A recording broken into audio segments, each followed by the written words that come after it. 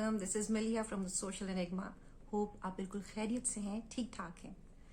आज हम एक ऐसे टॉपिक पे बात करने लगे हैं जो कि बहुत इम्पोर्टेंट होते हुए भी बहुत कम समझा जाता है। इसके बारे में सोचा नहीं जाता। मदरहुड। मदरहुड एक ऐसी चीज है जिसके बारे में अगर हम किसी को भी कहें तो वो 5-7 सफ़े बड़े आराम से लिख देगा।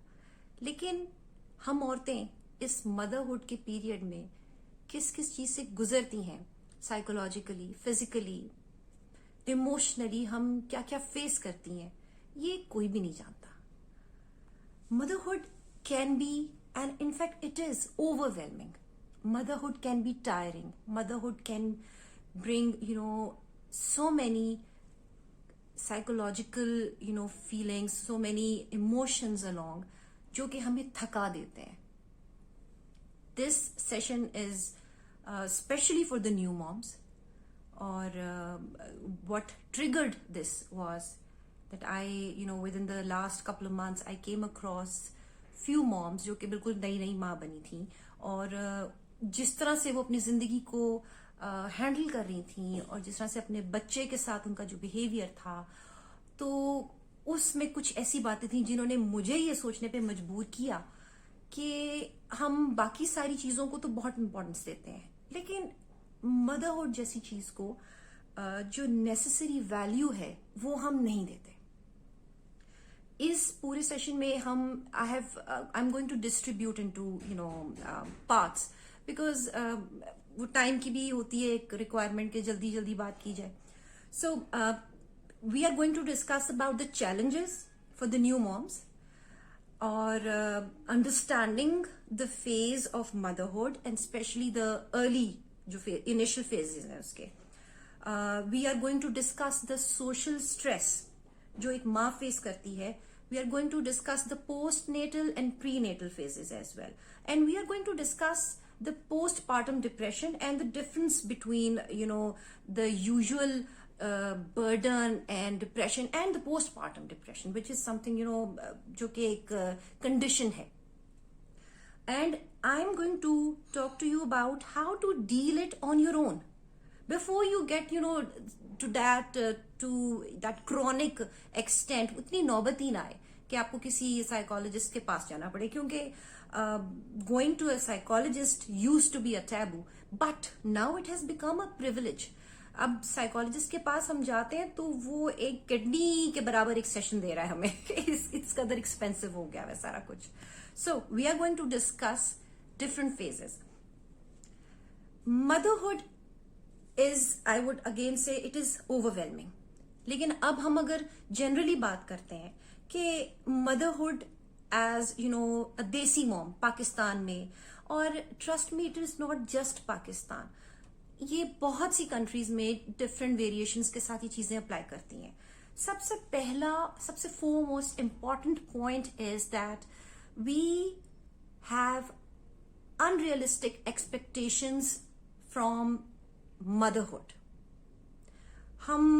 देर आर जो माएँ हैं उन्होंने अपने सेशंस के अंदर, अपनी गुफ्तगू के अंदर, अपनी राइटिंग्स के अंदर जिस तरह से अपने आप को जब भी उनको मौका मिला एक्सप्रेस करने का, so they have expressed the feelings of guilt, feelings of Shem.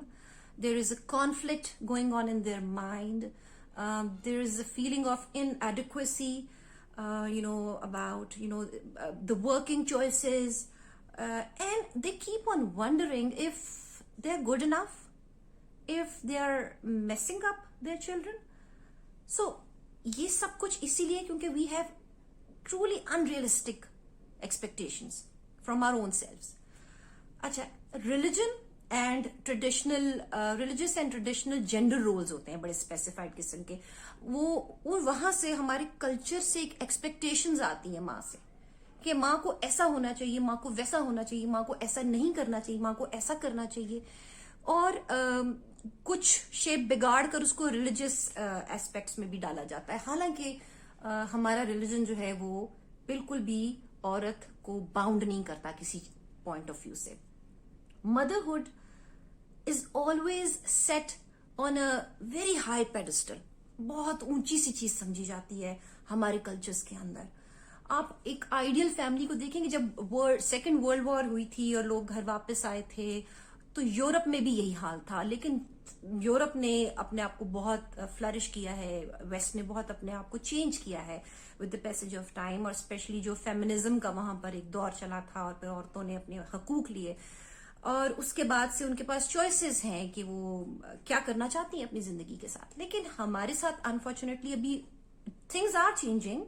ये नहीं मैं कहती कि ऐसा कुछ नहीं है जो अच्छा हो रहा है, an exceptions are also there, because सबके साथ ऐसी नहीं है कि सब दबी हुई है, सब बाउंड है, सब मजबूर है। देर आर मेनी जो बहुत जिनके पास बहुत फ्रीडम है, बहुत लिबरल है वो अपनी चॉइसेस के अंदर। बट एक आइडियल फैमिली स्ट्रक्चर जब आप देखते हैं ना किसी के भी पॉइंट ऑफ व्यू से, तो वो होगा कि औरत किचन में है और घर पूरा मेंटेन्ड है, उसको सीना परोना आता है, उसको गोल रोटी बनानी आती है, उसको आटा गूंदना आता है, और उसको बच्चे बहुत अच्छे तरीके से उनकी तरबियत करनी आती है। देखिए, the thing is that we are constantly instilled that the most important thing a woman could and should do is to get married and raise children. Women keep on believing that, all kind of talents they have will definitely find an expression after, marriage. बच्चे पालने में कोई अगर बहुत अच्छी brilliant student है तो उसको कहेंगे कि हाँ यार ये तो बड़ी अच्छी माँ बनेगी, ये बहुत अच्छी तालीम दे सकती है अपने बच्चों को। ये क्यों नहीं सोचते कि ये कितनी आला तालीम हासिल करके कितनी प्रॉफिटेबल सिटीजन बन सकती है? ये क्यों नहीं सोचते कि ये खुद अपनी जात के लिए क्या क्या अचीव कर सकती है? नहीं, हम ये सोचते हैं कि ये शादी करेगी तो ये कितनी अच्छी माँ बनेगी, कितनी अच्छी बीवी बनेगी, कितनी अच्छी बहू बनेगी, वगैरह वगैरह वगैरह। सो हमारे जो होराइजन्स है ना वो बहुत लिमिटेड है। First thing is that we should stop idealising motherhood. ये जो इतना बड़ा हमने पेडिस्टल बनाया है ना उसका, वहां से हमें उसको उतार देना चाहिए। Because idealising motherhood is creating a mess for every women. देखिए, women who do not have children, who cannot bear children, they start to think less of themselves. They think that they are less valuable. उनकी importance नहीं है, उनको अपनी जात में कमियां नजर आने लग जाती हैं। They are usually worried, they are sad, unhappy, and they are disappointed in their own selves. Just because they cannot become a mom, उनको अपनी जात की खूबियां नजर आनी बंद हो जाती हैं। ये इतना बड़ा नुकसान है इसको आइडियलाइज करने का। वी मस्ट वैल्यू मदरहुड, ठीक है, as human, and we must value human beings, ठीक है, और उसमें औरतें आती हैं। We must value women who cannot become a mom as human beings. वो अगर मां नहीं भी बन सकती तो वो एक भरपूर इंसान है। We should not, gauge them on the status of their motherhood. क्यों हम एक बेस बना लेते हैं इस चीज को, एक बेंचमार्क बना लेते हैं इस चीज को, और उन औरतों का क्या कसूर है? देखिए, we women are potential human beings. हम बहुत सी तरह से मर्दों से बहुत बेहतर हैं। हमारे थ्रेशोल्ड, हमारी टॉलरेंस, हमारे अंदर बहुत सी खूबियां हैं, हमारे अंदर सब्र है, हमारे अंदर हिकमत है, हमारे अंदर दानिशमंदी है। और औरत अगर अपनी चीजों को, अपनी क्वालिटीज को पॉजिटिवली यूज करे तो वो पता नहीं क्या क्या कर सकती है। And we can contribute in all the spheres of life, even if we cannot contribute towards the increase of population, we can contribute in so many other areas. Motherhood is just one sphere. अगर कोई वहां पे पूरा नहीं उतरा तो इसका मतलब ये नहीं है कि वो कम है किसी तरह से। They are all the women who don't want to have kids, or they cannot, whatever the situation is, they are as valuable as any other woman. Women who are mothers, उसके लिए कौन सी ये जो मदरहुड की idealisation है वो कौन सी को बहुत आला चीज है. They are constantly overburdened. They are constantly under the pressure, under the stress of performance. Constant performance चाहिए उनको कि we are good, हम अच्छी माँ हैं, हम मुसलसल अपने आप को प्रूव कर रहे होते हैं. The second thing is that we should, actually we are schooled. We should not be schooled, but we are. कि हमें जॉब करने की जरूरत नहीं. We should not seek employment. Unless हमें बहुत जरूरत पड़ गई है, कोई फाइनेंशियली कोई इश्यूज आ गए हैं तो फिर कर लो. Why? We are expected to be, inherently selfless, inherently sacrificing किस्म की ह्यूमन बीइंग औरत को समझा जाता है. क्यों? क्या हमारे डीएनए में कोई ऐसी चीज है जो हमें मजबूर कर देती है कि हम चाहते ना चाहते हुए सैक्रिफाइसिंग बने? The point is that we women are complete human beings. अल्लाह मियां ने कोई किसी किस्म का, जिसको कहते हैं ना कि इनजस्टिस नहीं किया हमारे साथ. हमें भरपूर इंसान बनाया है. We are full of talents, we are full of desires, we are full of dreams of our own. And what society dreams for us, what society expects from us may not be our choice. हम करना नहीं चाहते तो नहीं करेंगे. ये देखिए, इस पे जबरदस्ती नहीं कोई की जा सकती इस चीज के ऊपर. एंड द थिंग इज कि आप कुछ भी कर लें, जैसी मर्जी आप माँ हैं. There is no formula to become an ideal mom.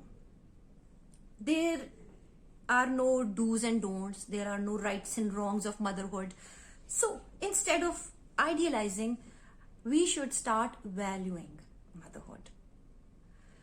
The most important fact is that motherhood is not a role play. It is not a role. It is a bond. It is a relationship.